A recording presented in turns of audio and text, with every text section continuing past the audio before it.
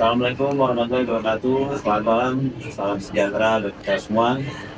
Yang terhormat Bapak Moses mewakili PT Somtek. Terima kasih atas undangan dan kepercayaan untuk saya bicara pada hari ini malam ini. Terakhir, selamat malam teman sejawat, spesialis dokter spesialis dermatologi estetik dan spesialis lainnya, Dr. David Sudarto, senior saya yang saya hormati, dan saya rasa juga lebih ahli dari saya menjadikan untuk alat ini. Baik, ya.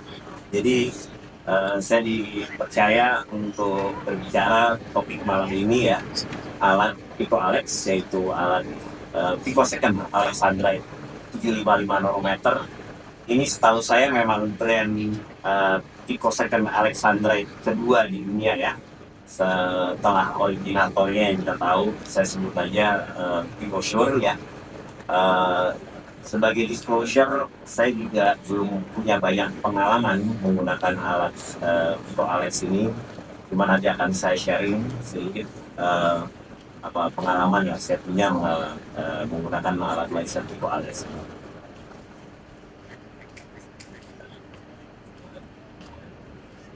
Baik, jadi sebenarnya kalau saya yakin teman sejawat sekalian sudah tahu alat laser picosecond itu apa jenis. Kalau kita bicara picosecond laser itu kita bicara pulse duration yang sangat pendek ya, atau waktu pajanan yang sangat pendek, dimana kita ketahui bersama sebagai refreshing ya, bahwa kalau kita mau laser kita harus tahu kita punya target apa yang kita target ya, sel targetnya apa. Ada 3 ya, biasanya kan ada melanin, hemoglobin, dan satu lagi air. Nah, kalau kita bicara picosecond laser ini adalah saat ini di dunia yang ada teknologinya adalah laser dengan pulse duration atau waktu pajanan yang terendah yang kita perlukan untuk penarikan sel dengan target kromofor melanin ya. Dimana kalau kita mau sebaliknya, kalau target kromofor kita itu adalah hemoglobin ya, pada lisi vaskuler misalnya, kita justru butuh pulse duration yang lebih panjang di tentang microsecond misalnya ya. Nah, kalau dulu sebelum era laser Pico, kita kan biasa pakai laser Q-switch, itu adalah laser dengan rentang pulse duration nanosecond, yaitu 10 pangkat 9 second. Sedangkan kalau kita bicara picosecond laser, itu ada di rentang 10 pangkat 12 second.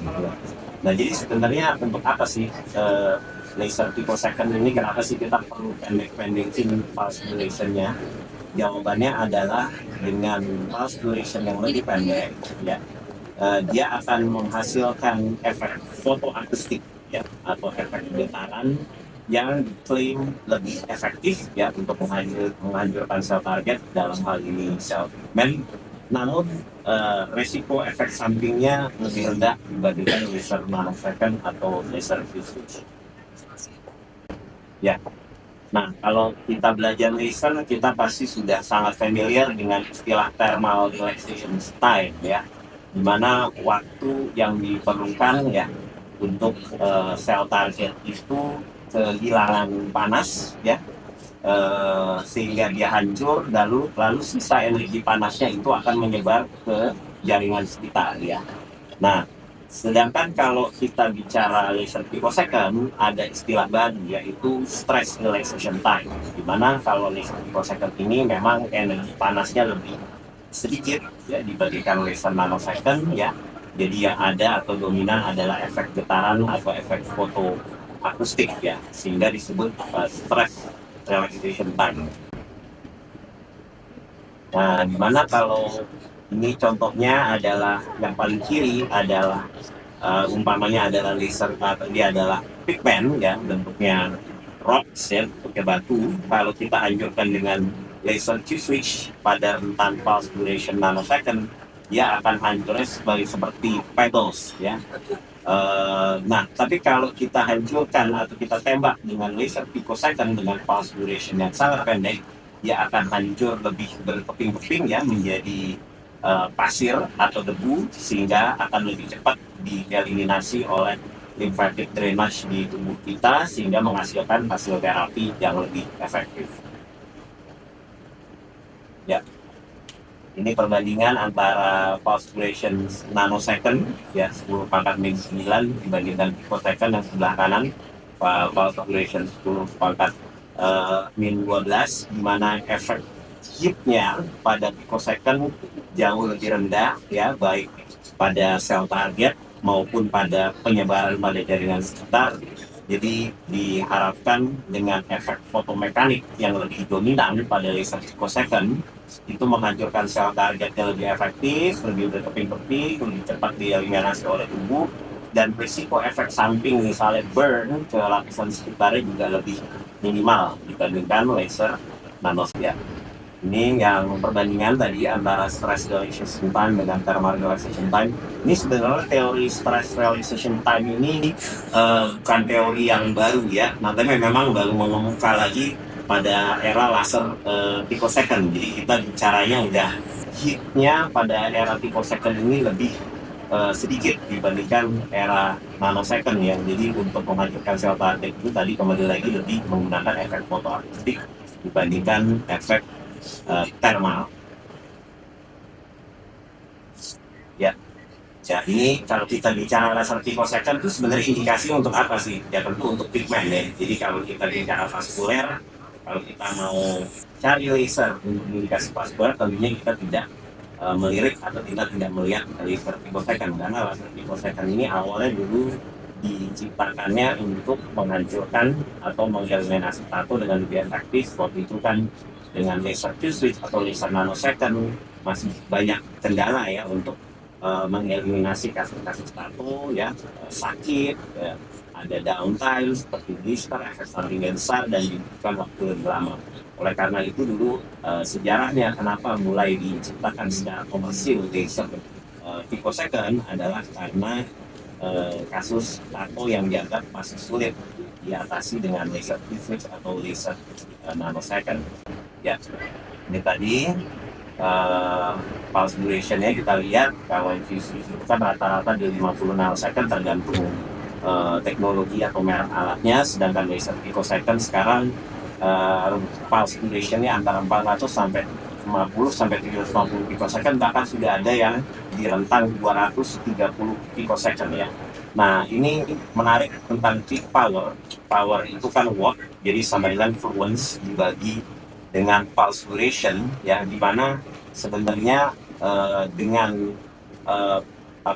dengan pulse duration yang rendah ya, kita tidak memerlukan energi yang tinggi ya untuk menghancurkan sel target ya.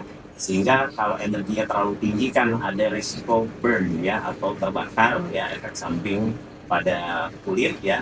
Nah, sebaliknya dengan pulse duration yang rendah ya, energi yang kita gunakan tuh bisa menghasilkan peak power ya yang sangat tinggi, yang lagi-lagi efeknya adalah efek fotoakustik yang tinggi, yang efektif ya, efektif untuk menghancurkan sel target, tapi lagi-lagi resiko efek samping misalnya burn-nya ya ke jaringan sekitar yang kita target sudah lebih rendah ya. Jadi itu tadi sudah saya terangkan bahwa dengan laser picosecond itu kita hanya memerlukan energi sepertiga atau setengah ya dari yang kita perlukan kalau kita menggunakan laser nanosecond dengan pulse duration yang lebih panjang ya, yang lebih panjang.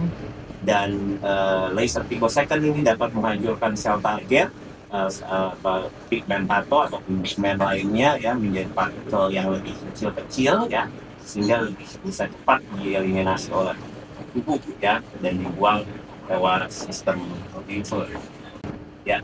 Jadi kalau kita teman-teman sejawat pasti sudah sangat paham, memang hampir semua merek alat laser pico itu nggak cuma dilengkapi dengan yang namanya zoom handpiece atau pigment handpiece, tapi juga dilengkapi dengan fractional handpiece ya. Yang fractional handpiece ini biasanya adalah untuk indikasi tekstur kulit ya, misalnya acne scar, wrinkle ya.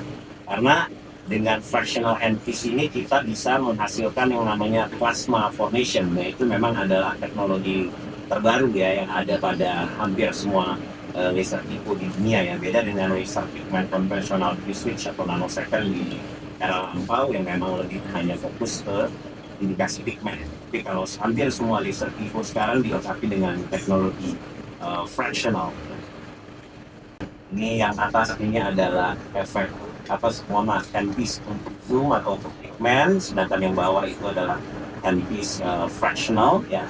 Ya banyak istilah yang kita kenal sebagai micro lens array handpiece ya, yang menghasilkan formasi plasma ya, istilah LIOB ataupun LIC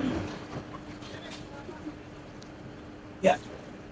Ini indikasi yang sudah cukup lama sebenarnya. Tadi saya bilang stress resistance itu sebenarnya bukan teori baru, ini jurnal dari tahun 91 bahwa memang dengan pulse duration yang pendek ya, jadi ada perubahan ya dari efek fototermal lebih ke efek fotomekanik ya, yang akan menghasilkan efek shockwave ya atau getaran ya, yang dapat menghancurkan sel target, dalam hal ini sel.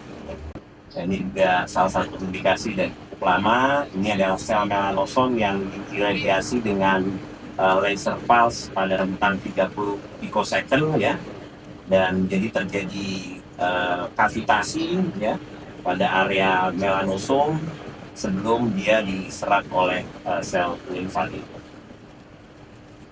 Ya, ini Prof. Wawan, Ketua PP sekarang, yang sering mengingatkan saya juga bahwa memang kalau kita bicara teknologi pico ini, kita bicara banyak sekali plasma formation ya, atau formasi plasma ya.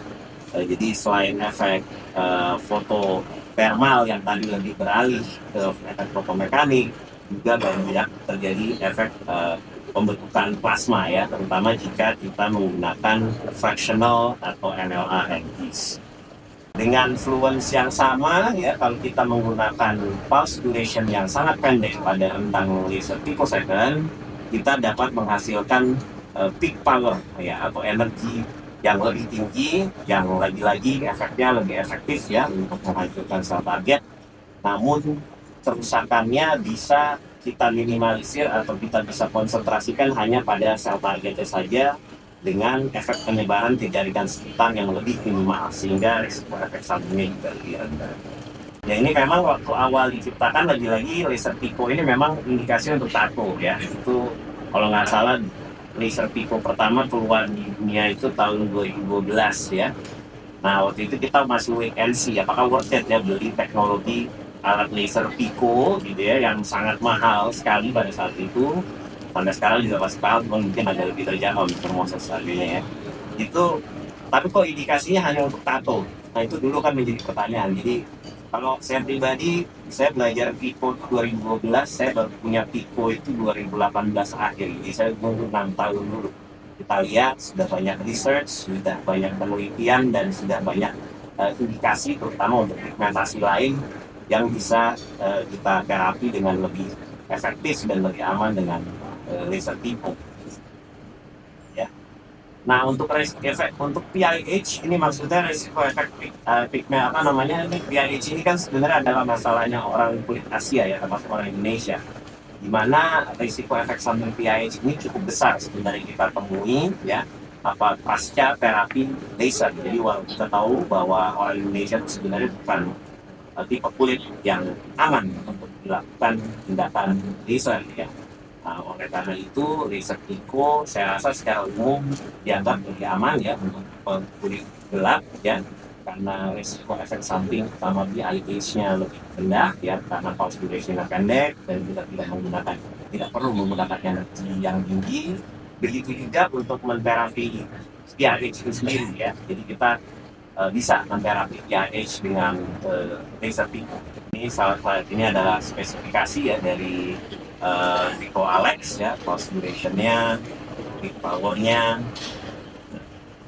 Nanti saya terangkan yang lebih menarik. Nanti tadi sudah diterangkan bahwa dengan energi yang sama, karena pulse duration-nya pendek, itu bisa menghasilkan peak power yang tinggi dibandingkan misalnya dengan laser nanosecond yang pulse duration-nya lebih panjang. Ya, jadi memang di era laser key switch Biasanya setahu saya teman-teman sejawat di Indonesia pasti cenderung lebih memilih Kivich NDX 532 1064 ya, karena itu dianggap yang aman ya, sesuai untuk tipe kulit orang Indonesia ya. Eh, saya rasa saya hampir nggak pernah kenalan sama teman sejawat yang punya Kivich Alexander ya, Dr. Dato ya. Tapi memang begitu di era laser Pico nih, agak beda ceritanya ya. Jadi 755 saya rasa bisa menjadi pilihan untuk tipe kulit orang Indonesia asalkan dia Pico second laser ya, bukan nanosecond ya. Karena memang pulse duration-nya yang cukup pendek ya. Dan dia sebenarnya kelebihannya 755 dibandingkan 1064 misalnya ya, trombofor kompetitor dari hemoglobinnya lebih sedikit ya dibandingkan 1064 yang juga disebar dengan cukup banyak oleh trombofor hemoglobin ya, yang merupakan target kalau kita terapi laser vaskuler, dan dianggap juga lebih aman dari panjang gelombang 532. Setelah ini adalah warna-warna yang bisa kita treat ya, tato ya, menggunakan panjang gelombang 55, 532, 595, 660, dan 104. Ini berbagai macam kelainan pigmentasi. Jadi laser Pico itu selain untuk berbagai kelainan pigmentasi juga bisa untuk rejuvenation ya. Jadi misalnya kelainan-kelainan kontur, tekstur kulit ya, misalnya acne scar yang tidak terlalu dalam ya, wrinkle, lain-lain. Ini adalah contoh display dari alat laser Pico Alex. Ya, ini adalah zoom handpiece di mana ada spot size cukup bervariasi dari 2 mm sampai 8 mm ya, dan masing-masing spot size tadi kita bisa adjust fluence-nya ya. Kalau teman sejawat punya pengalaman dengan laser Pico Alexandrite yang kombinator, kita lihat bahwa dengan spot size tertentu itu sudah fix jewelnya atau fluence-nya tidak bisa kita ubah-ubah. Tapi ini dari alat Pico Alex ini dengan berbagai spot size kita juga bisa merubah fluence ya sesuai dengan yang kita inginkan. Nah, ini fractional handpiece ini juga menarik untuk saya ya, kerja Pico Alex ini. Saya punya Pico second NDX ya 5321064 dengan fractional handpiece juga 5321064. Nah, tapi Pico second NDX saya fractional handpiece-nya sudah fix ya, spot size-nya hanya 6x6. Nah, ini pada Pico Alex cukup menarik nih. Saya juga waktu awalnya mencoba saya kaget, wah hebat juga ini. Fractional handpiece-nya bervariasi juga dari 2 mm sampai 8 mm. Nah, ini tentunya juga membuat kita punya banyak opsi ya untuk menterapi ya, indikasi kelainan kulit sesuai dengan kedalaman patologisnya, dimana kita ketahui bahwa spot size ini semakin besar semakin dalam penetrasinya ke kulit ya, dan kita juga bisa meminimalisir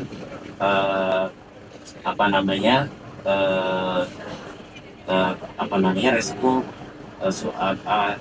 dengan spot size yang lebih dalam akan diabsorpsi lebih optimal ya oleh sel promotor. Efek scatteringnya lebih minimal maksud saya. Ya, ini tadi saya bilang ya, dengan spot size yang kita bisa atur ya, masing-masing spot size juga ada rentang atau varian dari fluence ya yang kita bisa sesuaikan. Ya, ini disclosure, saya belum punya banyak pengalaman pribadi atau klinis yang menggunakan Pico Alex ya. Saya baru punya kesempatan mencoba sebulan ya pada 5 pasien, dan masing-masing pasien ini saya kerjakan 2 kali. Ya, jadi parameter atau protokol yang saya gunakan memang saya menggunakan apa yang dipandukan atau diberikan oleh parameter Pico Alex, tapi juga saya variasikan atau kombinasikan dengan pengalaman saya menggunakan Pico second NDX yang sebelumnya.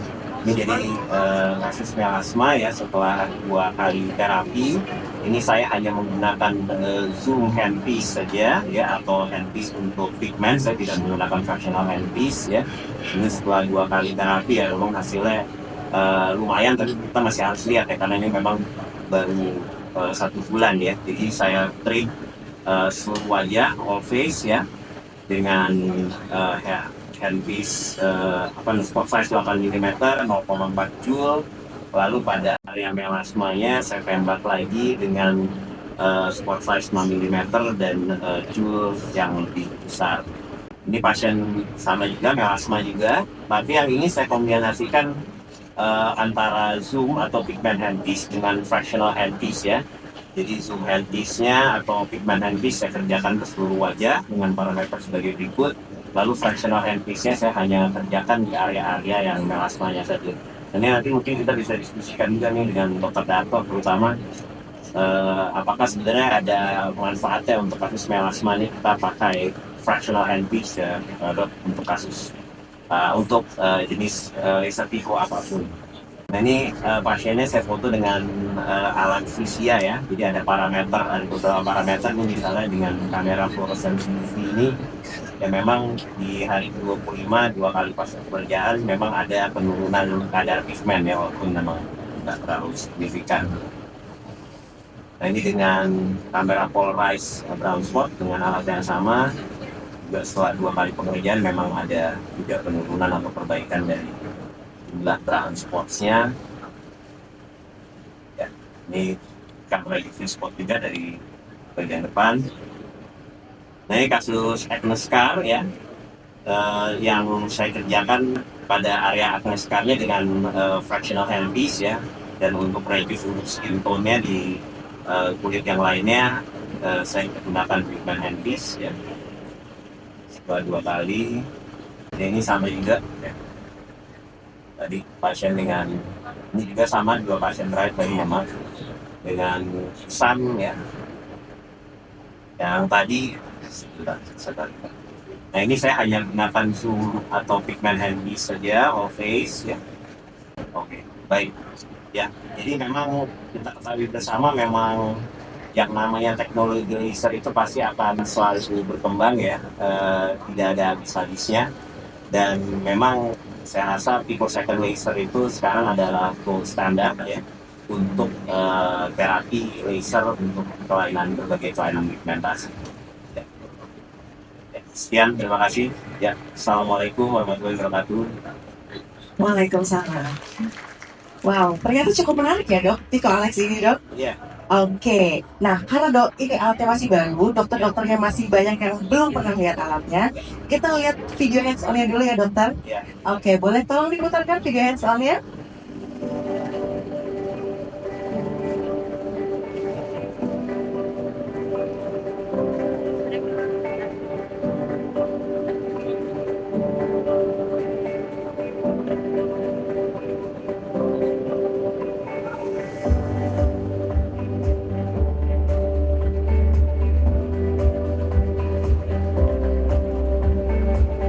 Jadi semua pasien yang memang udah masuk di slide saya tadi lumayan. Jadi handpiece-nya saya rasa cukup ergonomis, tidak tegang. Kita ketahui bersama memang kalau dulu pertama saya belajar semua sama lah dengan kita mengerjakan laser lainnya memang harus tegak lurus ya, itu yang selalu kita ajarkan basic. Karena misalnya nanti kita lakukan terapi pasien itu di sisi lateral gitu, nanti memang kita harus tegak lurus gitu. Jadi jangan misalnya kita handpiece gitu dingin, jadi muka pasiennya yang kita miringkan. Kadang banyak tangannya nggak tegak lurus ya dokter ya. Betul. Karena itu saya rasa sangat pengaruh ya untuk absorpsi sinar laser yang optimal ya, jadi untuk meminimalisir efek scattering satu. Terus yang kedua juga lebih nyaman ya. Jadi kalau teman-teman nanti punya kesempatan untuk coba laser pico, saya rasa merek laser pico apa saja. Jadi apabila kita nembaknya tegak lurus dengan kita tidak perpendicular ya, tidak tegak lurus, miring-miring itu berasa pasti sakit. Kalau nembaknya tidak tegak lurus. Pasiennya terasa lebih nyeri ya dokter ya? Iya, nyeri kalau kita tidak benar-benar tegak lurus. Kalau kita benar-benar tidak tegak lurus. Nah, lalu yang saya diajarkan juga selama ini kan memang jarak antara handpiece ya dengan wajah pasien atau kulit itu memang hanya beberapa mili aja diangkat, atau kalau bisa memang menempel. Walaupun ini ada yang menarik juga sih, teknologi dari Alex ini yang spot size 8 mm kalau nggak Iya, salah ya. benar. Apa tuh istilahnya tuh? Collimated dokter. Collimated ya. Iya. Nah, collimated itu kan artinya mau seberapa jauh pun jarak si handpiece dengan kulit atau dengan lacy itu nggak ngaruh ya. Tidak ngaruh artinya tidak ada pengaruh, dia tetap efektif ya, energinya tersampaikan dengan optimal gitu. Dan apa namanya, rasanya juga sama ya, feelnya empatnya juga sama. Itu menarik menurut saya. Benar dokter. Karena memang alat-alat laser lain banyak yang coordinated gitu ya. Mau jaraknya mau berapa senti kek, mau nempel kayak sama aja. Tapi ternyata beda. Tetap jarak itu penting ya dokter ya untuk diatur ya dok. Iya, iya. Jadi kalau Ini menarik. Sulawesi Selatan Alex ini. saya Jadi biasanya media sosial untuk reduce ya, ataupun untuk kasus melasma kan biasanya saya kerjakan keluar ya, Oke. dengan spot size yang lebih besar, peluang yang relatif lebih rendah, cuma variasi dengan berita frekuensi kita atau hertz yang tinggi, kalau di media kan naik juga di itu nasional. saya kerjakan ke seluruh wajah ya. Biasanya 2 pas gitu, Ya? terus cross, Terus cross. gitu. Lalu pada siswa itu baru saya udah set. Bila pada melasma saya naikkan saya naikkan fluence sehingga karena saya membutuhkan fluence yang lebih tinggi. BTV dari dulu bukan adik melasmanya itu saya harus BTV mengecilkan spot size. berita teksnya Saya mengecilkan spot size, saya juga mengurangi frekuensi ya, atau hertz ya. responden di sana sih Lalu saya sedikit fokuskan atau saya tembak lagi pengen ya. saya mau lari ke situ Tambahan coba pas pada referensi gue sini kasus IIH, HTG juga sama pada kasus saya aslinya. di media saya Saya nanganin channelnya saya office ya tadi dengan font size besar, fluence yang rendah dan frekuensi tinggi. Lalu pada laser sesi yang dibilang saya kecilkan spot size-nya, saya tinggikan fluence-nya dan saya kurangi. permasalahannya kayak kita juga ini sekali Oke kita dokter. Jadi variasi spot size itu juga berpengaruh untuk hasil treatment ya dokter. sama income gitu kan Memang secara teori kan sehari-hari. memang spot size semakin tinggi, semakin besar itu semakin baik ya, karena efek scattering dari sinar itu jadi lebih minimal ya, dianggap sinar itu lebih banyak yang diabsorpsi secara optimal oleh sel target. Cuma kan kelemahan alat itu kalau spot size tinggi itu kan ada keterbatasan fluence. Yes. Sehingga kalau kita memerlukan fluence yang lebih tinggi, mau tidak mau memang spot banyak size-nya jurnalis ada yang Iya. kelompok apa itu bikin nafsen Kalau untuk RL handpiece sendiri dokter biasanya menggunakan spot size berapa dokter? wanti gitu sama tergantung kasus ya. Jadi biasanya kalau untuk melasma saya memang nggak pakai fluence yang tinggi, sehingga saya juga nggak perlu spot size yang apa namanya, saya bisa pakai spot size yang paling besar. Kalau melasma kan memang itu dari kita harus hati-hati ya. Iya. ntar juga kayak Nah nanti kalau untuk naskar misalnya, memang kan kita nomor satu kan tergantung kedalaman skarnya. Tentu kalau misalnya skarnya itu kita lihat ada di beberapa kedalaman kulit, itu ada yang superficial, ada yang dalam, kita akan kombinasi antara spot size yang besar dengan spot size yang kecil, dan begitu juga dengan fluence-nya sampai dengan bias ya. Pada area-area yang sekarang dalam kita memerlukan fluence yang tinggi, mau ya Oke baik. Tapi kalau untuk endpoint-nya sendiri dok, ada nggak nih dok untuk endpoint-nya di tiap handpiece-nya? syarat juga kerja sama sebenarnya dengan memang pemerintah kalau endpoint kita ketahui bersama memang legalitasnya loh pada laser picosecond ini endpointnya memang nggak seperti teks atau pada sama seperti saat kita era nanosecond ya, atau laser titik ya, ada whitefish lah, kerjasama juga dengan pemerintah nasional mereka juga tanya legalitas apalagi kalau bagaimana kasus ya kasus kalau punya legalitas ya berarti kurang sama kayak media sosial ya sekarang misalnya ya endpointnya biasanya PRT gitu, kadang TBQ itu aja gitu. Kalau tato biasanya ya whitefish begitu. Jadi memang dia laser picosecond ini karena pulse duration-nya yang pendek ya, dan apa namanya energinya dia kan juga nggak tinggi ya. Memang kalau picosecond itu kan dia sebenarnya energinya tinggi, memang sebenarnya endpoint-nya nggak terlalu spesifik seperti laser fish. Jadi karena kayak klaim aja. Oke, baik dokter. Oke, ini untuk case terakhir kalau saya tidak salah videonya. Oke, baik. Nah, oke, untuk selanjutnya kita masuk ke sesi Q&A ya dokter. Ya, Nah, untuk dokter-dokter yang ingin memberikan pertanyaan mengenai Miko Alex kepada dokter Dana, kami persilakan ya dokter. Silakan dokter jika ada yang ingin bertanya. 193. Oke dokter, sambil menunggu dokter lain yang ingin bertanya, saya ingin menanyakan mengenai kombinasi treatment dokter. Nah, untuk Miko Alex sendiri, itu bisa kita kombinasikan dengan treatment apa atau terbaik kita kombinasikan dengan apa dokter? oh ya, terima kasih. Ya, tadi kan Dr. Agnes juga banyak bicara soal combination treatment ya. Jadi sebenarnya kalau saya pribadi, saya rasa laser pico ini secara umum kita bisa katakan dia salah satu laser yang aman ya untuk tipe kulit Asia termasuk tipe orang kulit Indonesia ya, dibandingkan laser nanotekan atau laser printing. Tapi kalau saya pribadi biasanya di praktek sih hampir tidak pernah ada pasien yang hanya saya tipu saja satu, atau yang dia baru datang pasien baru langsung kita lakukan treatment laser contact ya. Saya biasanya saya kombinasi ya dengan chemical peel dan juga penggunaan topical di rumah ya, menggunakan retinoid dan dengan whitening itu misalnya dengan retinol. Jadi itu saya katakan sebagai satu kesatuan program ya, program penyehatan kulit atau yang saya sebut skin health restoration program. Di apa namanya saya kombinasi dengan Medan nalani visualnya ini menggunakan videonya semua. Oke, baik dokter. Kalau pre-treatmentnya sendiri, biasanya dokter yang dokter berikan apa dok? Pre-treatment tuh ini ya tadi.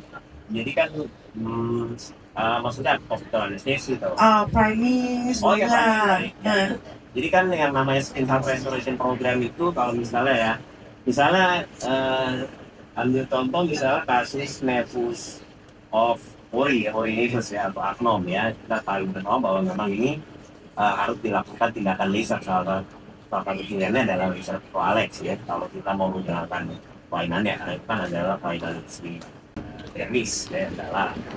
Tapi saya hampir tidak pernah langsung ya kita kerjakan dengan laser protection, tapi saya priming dulu gitu ya. Priming itu atau nama lainnya skin conditioning program. Skin conditioning program itu saya lakukan chemical peel superficial ya secara berkala ya. Lalu pasiennya di rumah saya berikan kombinasi antara retinoid dengan whitening agent misalnya itu non ya. Nah, itu biasanya sih katanya idealnya kan butuh paling tidak 2 bulan ya, 1 kali scan kulit itu bisa 6 sampai 8 minggu baru itu katanya aman atau ideal ya untuk dilakukan tindakan laser. oke baik dokter. Untuk dokter di sini, ada yang ingin bertanya dokter? Jika ada yang memberi pertanyaan, saya beri kesempatan. Oke baik dokter. Kalau untuk injectable treatment, Ya. nah itu apa nih dok yang bisa dikombinasi dengan Miko Alex? Ya artinya, nah ini kan Dr. Agnes lebih ini nih, lebih paham ya. Cuma kalau saya pribadi sih biasanya, saya rasa sih ada ya apa namanya injectable treatment yang mungkin kalau saya sih biasanya cenderung tidak melakukan hal yang sama ya. Oke. Nah, tapi saya rasa sih booster, saya rasa sih bisa ya. Jadi apabila kita lihat apa namanya inflamasi setelah lasernya tidak terlalu berat seperti itu, bisa dilakukan karena kalau saya mengamati ini pasien-pasien kemarin dari 5 pasien ini 1 jam setelah melakukan tindakan benar-benar sesi saya wawancara nggak ada. dokter Jadi nanti ini berarti saya minta dari awal menyaksikan ini lagi sibuk ya sama ya. Ya. Oke, baik dokter. Oke, dokter Dana, Ya. terima kasih banyak dokter atas waktunya.